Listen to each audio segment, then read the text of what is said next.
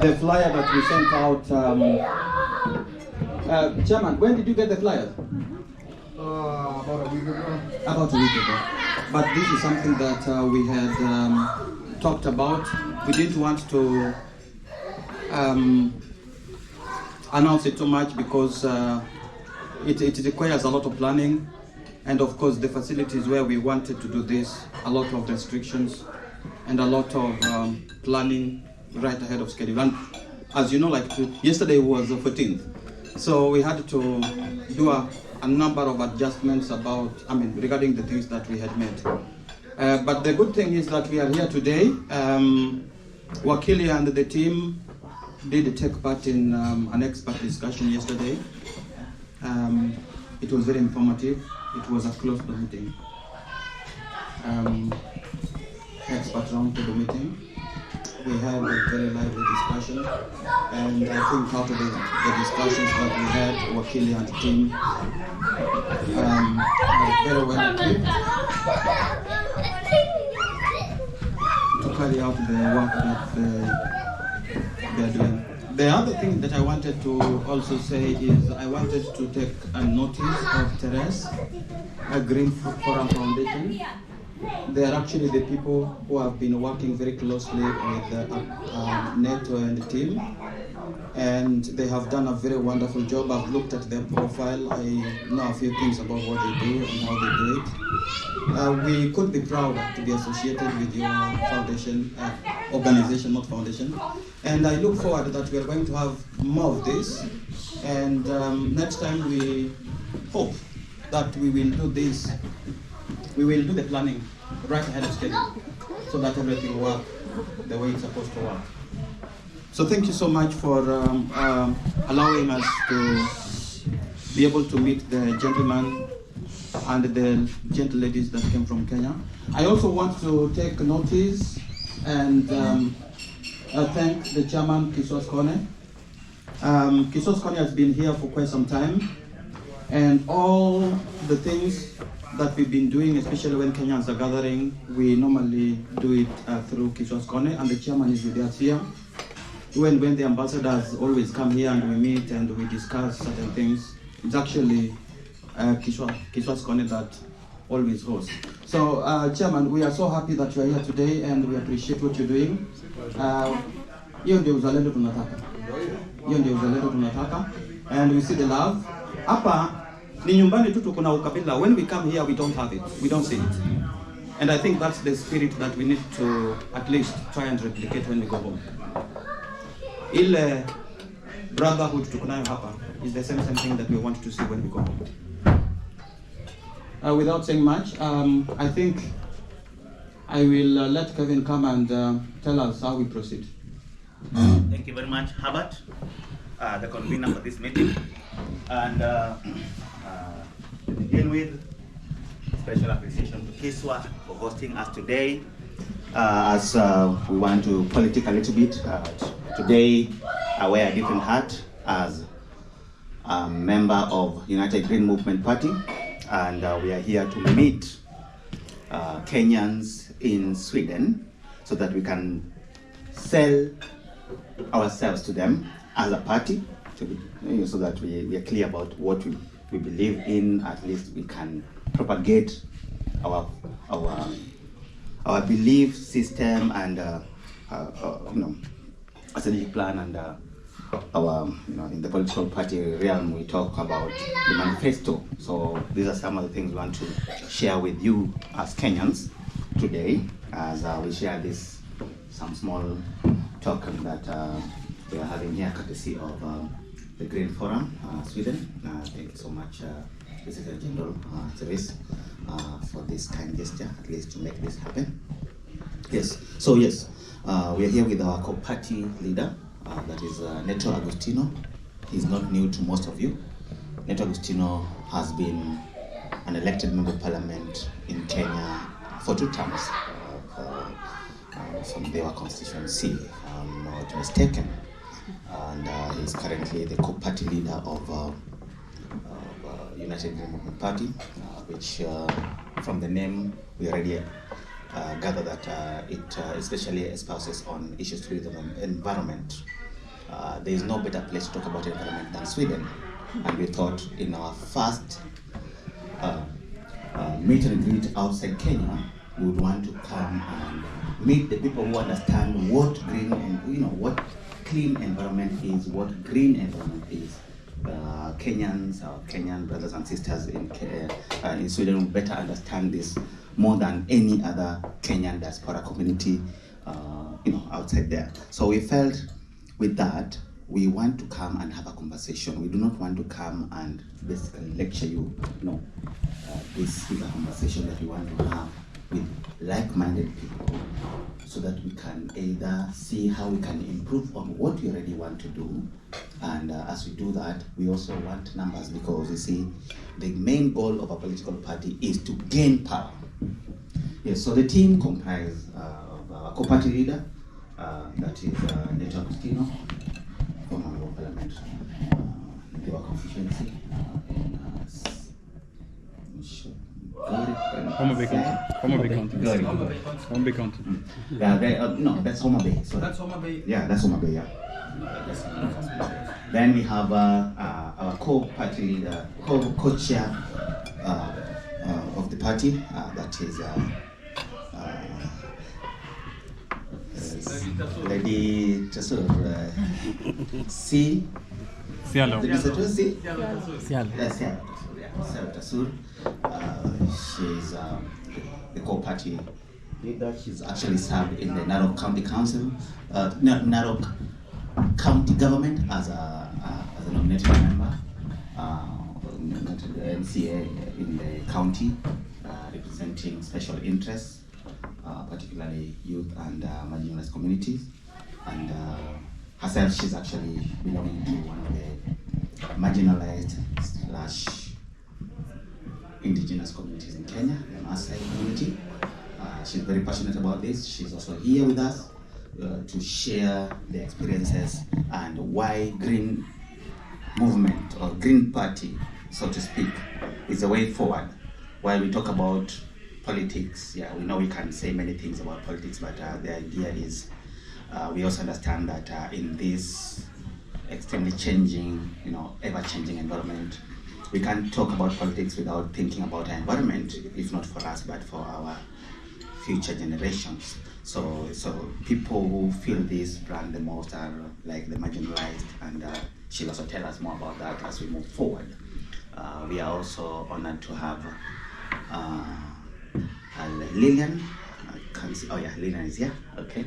So Lillian is director, special programs, particularly. Thank you very much. Thank you very much, Albert. Thank you very much. I now put in my my heart of being the co-party leader, and whenever I put on the heart of being co-party leader is to try and guide conversations. My friend Therese is about to leave because she has to catch a train, and is to thank her very much for. I'm hoping that this engagement takes less than an hour, so that at least we do that thing called Dunda. Anita taught me this word called Dunda. Where's Anita? She's Dundaring there. Anita taught me the word. Anita, I'm mentioning in absence, in your absence, that she taught me this word called Dunda, and I'm saying this conversation will take less than an hour so that we can do that. So before 7 o'clock, I'm sure we must stop. So not so that you're not worried. And I'm hoping that there's going to be more machoma and some things. But before I let us go, because my colleague Therese has to leave, before I say anything else, she's been very gracious. Therese is my friend, a friend of the United Green Men Party. She's the Co-Secretary General of the Green Forum. Green Forum is Swedish-based, and she just come and just say habari. At least you know habari, you know a few Kiswahili words, you know ugali, you know pilau. All the important words. All the important words. What do you want me to say? Hello, everyone. My name is Therese Näsman, as Neto said. I'm Secretary General of Green Forum Sweden, which is the Swedish Green Party's international foundation. And we are working to accelerate the transition to sustainable democratic societies. And we do this by supporting green political organizations around the world, actually in Latin America, Eastern Europe, and Africa. And United Green Movements is one of those actors that we are supporting and working with, and we are very, very happy to do that. So basically, we work with green principles in political systems, and when we talk about green principles, this is what unites all green parties around the world. And then I think Kevin mentioned environment, and that's what we're famous for mainly. But green parties are much more than environment. The 6 principles that we are working with is non-violence, social justice, of course environment, sustainability, participatory democracy, and respect for diversity. So it's not only about environment, it's the entire societal web that we need. And yeah, I think I'm going to stop there and let Netto continue because I have to run. But super happy to meet you all, and thank you very much for being here. Thank you very much, Therese. Tafadhali mpatieni makofi zake. Anita, kwa Kiswahili unasema hii aje hiyo ya kupiga makofi? Okay, Therese, thank you very much. We're going to see you tomorrow. Yeah? Thank you so much, and thanks for all the support, and I'm happy that you made time to meet these Kenyans. Okay, thank you very much. Therese has done her bit in terms of trying to introduce us into green politics and what green politics is about. But because I have colleagues here from Nairobi, I'd like them to speak a bit. Then, of course, we just have the general conversation. Like I promised, it's going to be less than an hour. At 7 o'clock or before then, just give me cue so that we stop it. Then we can then have it. But as a general background, the United Green Movement Party was founded in 2019. We're about 5 years old right now. They're about 5 years. And we are a group of young Kenyans. Some of us have been in politics. When I got here, I had a chance to engage with a couple of you, and at least I felt the pulse. I got to feel what you're about and what Kenyan diaspora is about. We are in Sweden, Netherlands for the next 1 week, and we thought, as a political party, we will not just come here to do our academic programs. The thing about green politics is that it is not your usual matanga politics, not your usual wedding politics. It's ideological. Green politics is ideologically driven. So this is our greatest challenge. So we came to Sweden and the Netherlands to engage in green discussions and green politics, and we thought you can't come to Sweden and Netherlands and not meet a group of Kenyans. Herbert has said it correctly. All political parties are founded to go for political power. The Kenyan diaspora votes both in the national elections, isn't it? So we thought to engage with you 2 years, 3 years to the next election in a way that at least when you go to the ballot, whether you vote in Sweden or back in Nairobi or in the Netherlands, which is what we'll do next Sunday, you would then be able to appreciate that at least we had engaged. Now, Kenya is in the middle of a political crisis. Those of you who follow Kenya politics, and I was happy, Christine, as we followed with you, I liked the emotion. At least I connected with the politician right in the corner. Raila has just lost this AU election today to the Djibouti candidate. That's important for Kenya. I mean, as a politician, I'll tell you why that's important for Kenya. During the Gen Z revolution, please make sure I stop by 7 o'clock for all of us, so that so that at least I did not come to tell you politics. We came to Dunda, we'd have fun and just meet and greet. As a politician, when you get the microphone, you're able to go on and on without knowing that you're talking too much. During the Gen Z revolution, and some of you, and if at all you watch a couple of this, Lillian was of course speaking for the young people in Kenya at that point. Kenyans were definitely disappointed with William Ruto, and Anita and a few people who voted for Ruto, and of course we did. I mean, I supported Ruto, for example, so it's not just those who supported Ruto only. I campaigned for Ruto because I didn't like Raila, which was a problem between me and Kevin, because Kevin likes Raila.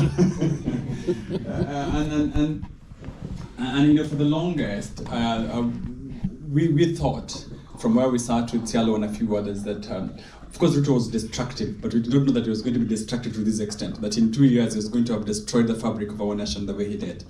And of course he has.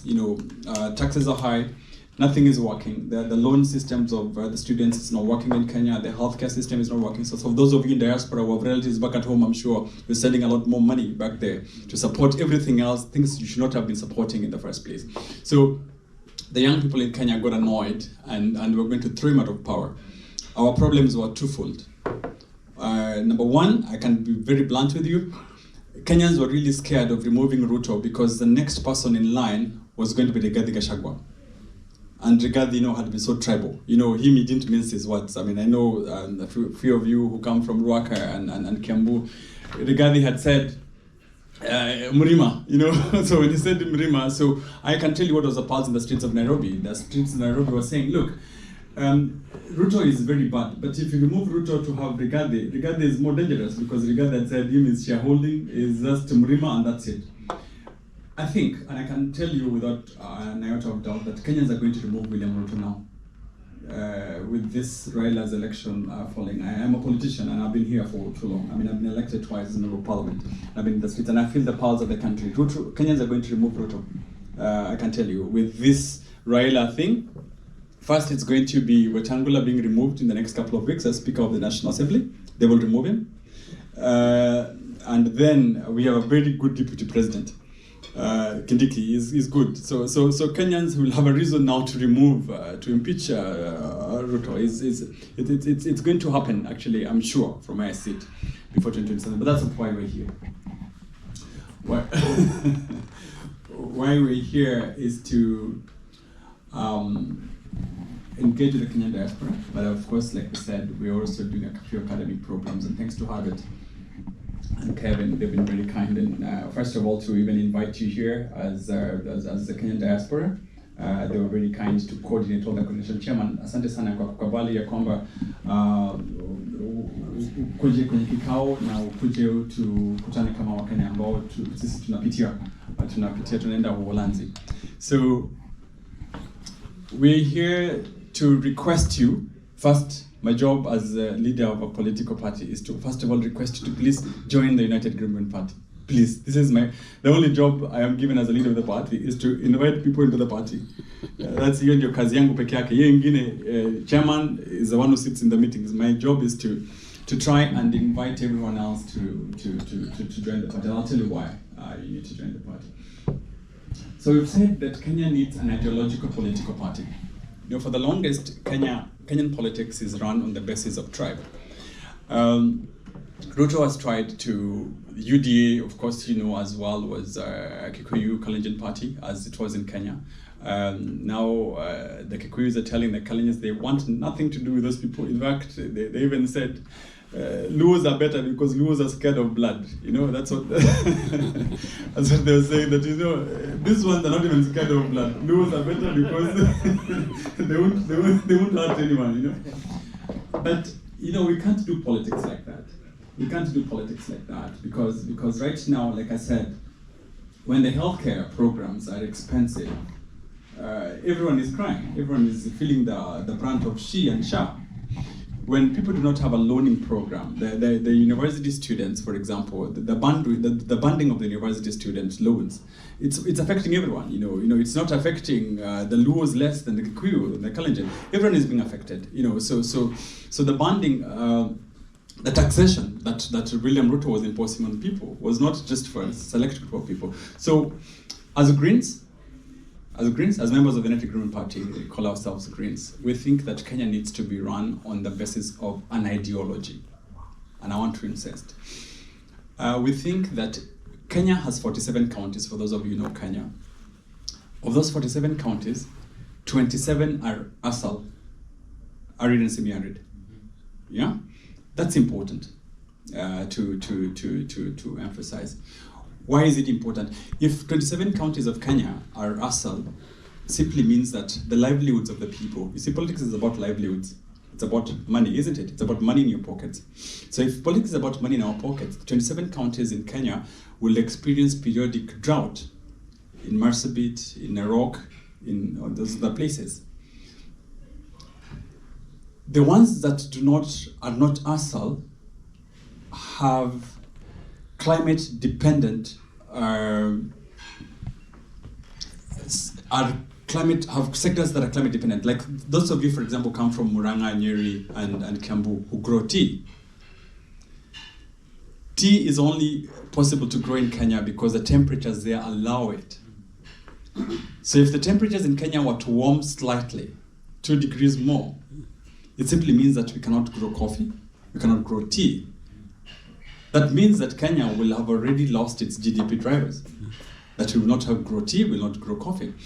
You watched a couple of, last year, Kenya experienced the worst drought to the extent that wild animals in the national parks were being given water by water bowsers. So they actually water bowsed into the national parks. So if Kenya did have the wild animals, so that means we do not have money from tourism, we don't have money from tea and coffee, we will not have money from the 27 ASALs, which depend on agriculture and livestock. So for us as Greens, we thought that, look, we need to then do politics that would take us there. Politics that would interest many Kenyans as possible, if it's about livelihoods, to ensure that you are able then to make sure we make environment, climate change, as the center of the design of the Kenyan programs. I don't know if that makes sense. And that's the reason why we said, look, the Kenyan diaspora that does not care about whether they come from Nyeri or Homa Bay or Kakamega, it is possible for us to start this conversation abroad. And that's why we said, look, let's start in Sweden, where the Greens in Sweden have been in government for the longest. And I'm sure some of you have engaged with the Greens in Sweden. So then we'll go to the Netherlands, and we'll be in Berlin in June. And then we'll be in Copenhagen as well in June. So we want to make sure that we speak as much as possible to the Kenyan diaspora in a way that we're able then to move back forward. Those of you who want to run for political offices, MCAs, members of parliament, presidents, can come to the Green Party to run at an ideological party, so that we're not waiting for a cycle.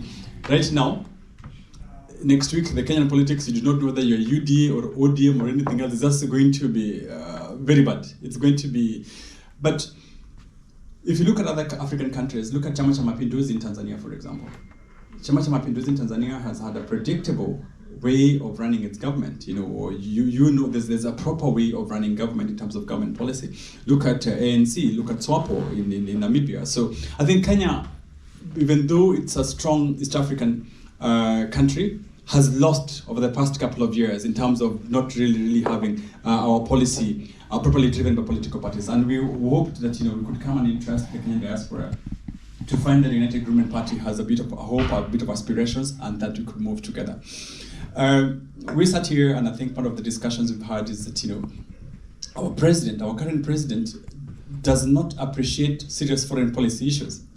He has had a couple of foreign policy goofs in the past few days. In fact, one of the reasons why Raila has lost is because of Ruto's foreign policy goofs. You cannot run a country in that manner. You cannot be the only person who knows everything.